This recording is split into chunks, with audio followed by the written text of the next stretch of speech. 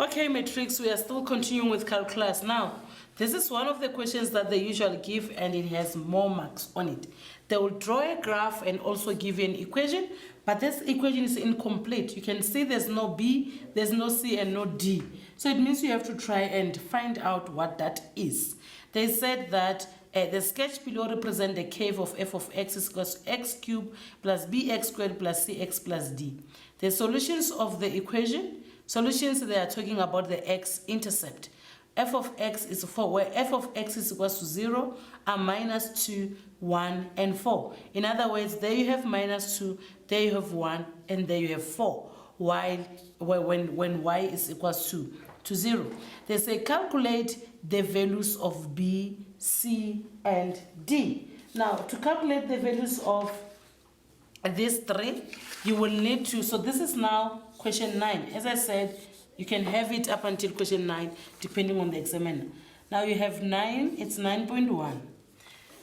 Folks, look at it. They have given you that f of x has the formula which we use, x minus r1, if you remember on the previous question, x minus r2, and also x minus r3. This is the formula that we can use to find or to figure out the solution. A, in this case, it's given to be 1, so you don't have to worry about it. So it means we can say this is now going to be equals to x. Now, you were given that you had a solution of minus 2, so it's going to be plus 2. And the other one, it's 1, so it's x minus 1. The other one is 4, so it's x minus 4. And you need to remove these brackets so that you can find your solutions or your values. So let's start with the two brackets. Starting with bracket x plus 2 and x minus 1. So we're going to deal with this 2 first before we go to the other one, because it's better to do it like that. X multiplied by x is x squared. X multiplied by minus 1 is minus x. It's plus 2x and minus 2. Then we keep the other one as it is. So we are still multiplying this place. We keep the other one as it is.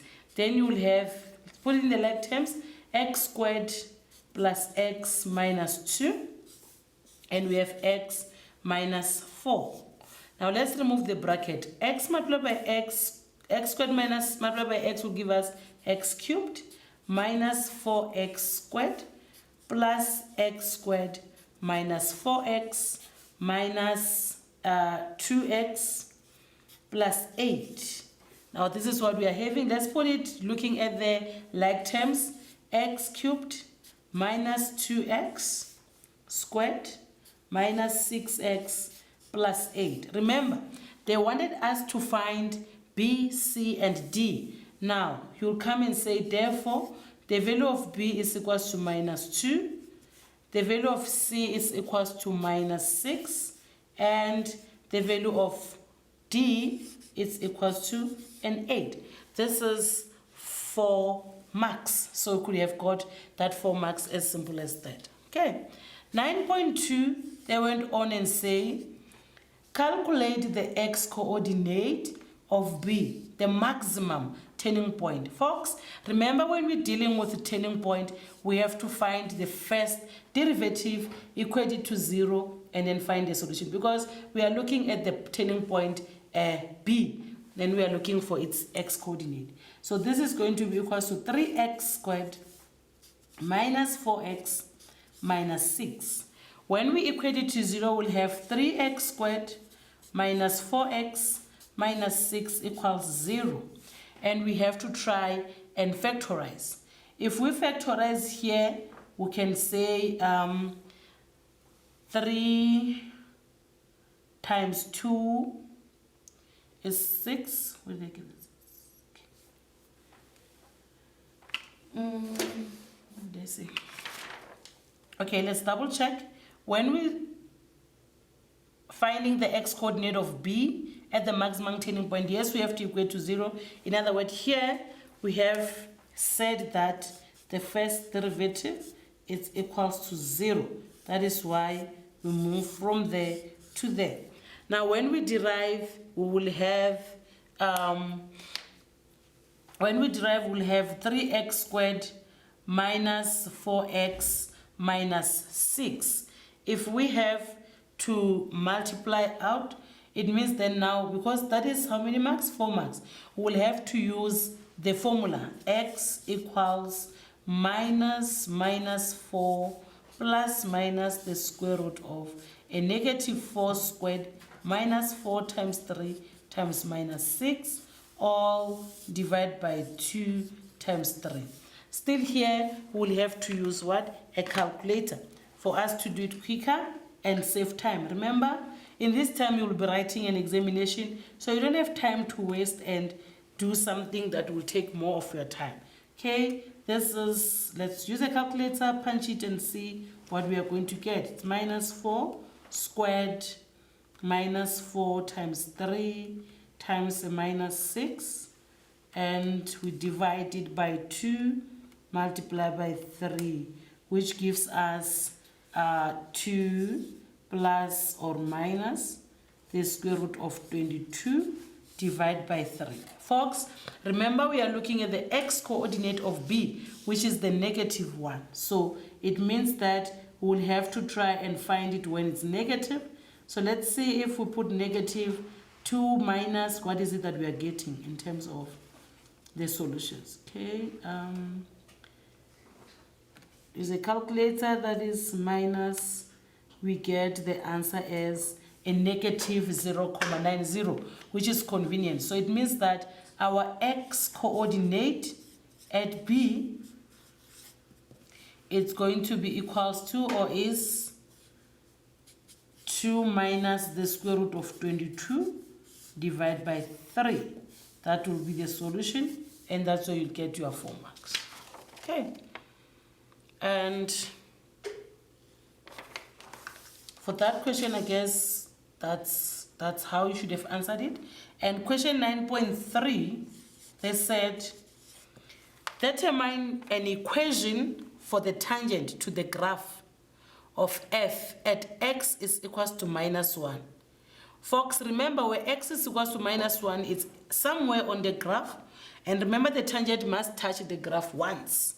So for that matter, it simply means that you have to find the point whereby the graph and the tangent is going to meet. So what is it that we are going to do first?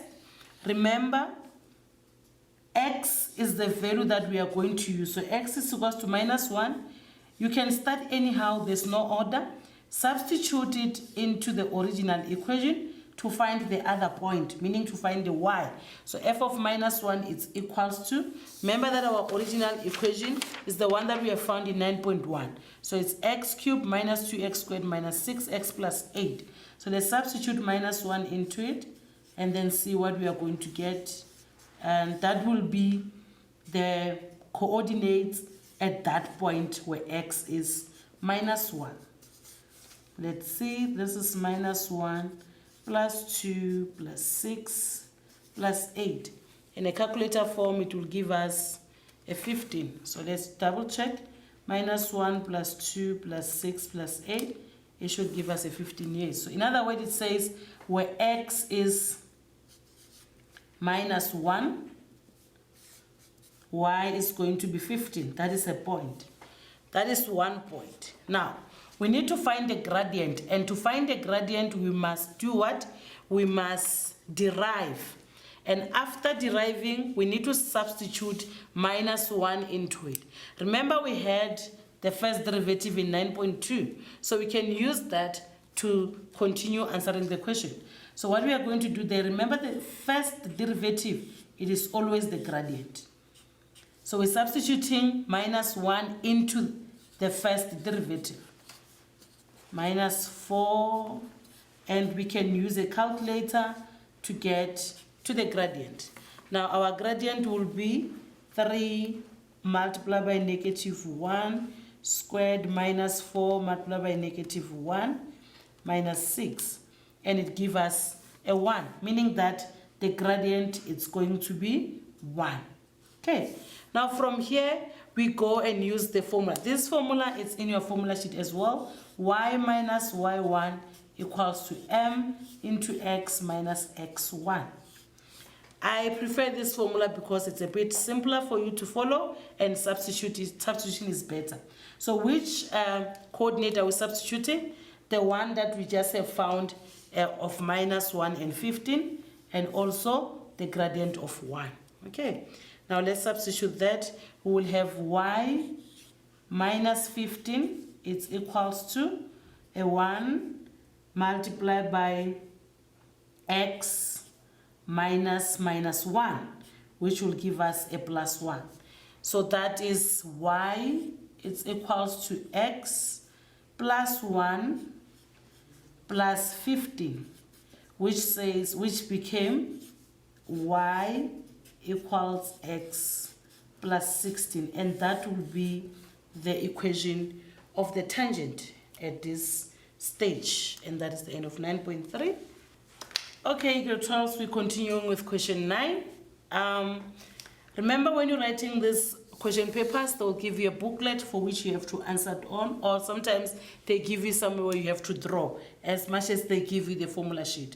Now here, this question was saying in the answer book, meaning that you have this question paper was provided the answer book, they sketch the graph of the second derivative of x, clearly indicate the x and y intercept on your sketch. Now, doing that, it means you have to do what? You have to derive, and after deriving, you must show your second derivative, and then from there, you must be able to now draw the equation. Remember the equation that we have found it in question 9.1. That equation was x cubed minus 2x squared minus 6x plus 8. So let's write it down so that we can be able to remember the equation that we are using for derivative. It is f of x, it's equals to x cubed. It's equals to x cubed minus 2x squared minus 6x plus 8. That is your equation. Now, in this particular equation, you had found the first derivative. Now, finding the first derivative, it was 3x squared minus 4x minus 6. Now, your second derivative for that will be 6x minus 4. That is the equation we are talking about. Now you can see that this is a straight line. Now, to draw that straight line, you need still to find your x and your y-intercept. Your x-intercept will be 6x minus 4 be 0, because we will let this one to be 0, f double prime of x. So 6x is equals to 4, where x is equals to 4 over 6, for which it gives you 2 over 3. That is your x-intercept. And your y-intercept is just going to be y is equals to minus 4, because x is 0. Okay, and then from there, you can draw your graph.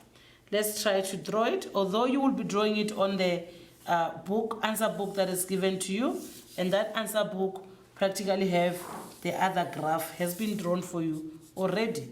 Remember to label your x and y, and then you go for your x and y intercept. So suppose this was 1, and the 2 over 3 will be there. The negative 4 can be somewhere down there. Okay, this is 2, this is a negative 4. Then put a ruler nicely and smooth so that you can be able to draw that graph. And the gradient there, which is 6, is positive.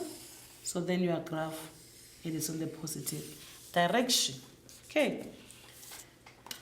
They wanted you to draw that graph and clearly indicate the x-intercept on the sketch. So that is your graph of the second derivative of x.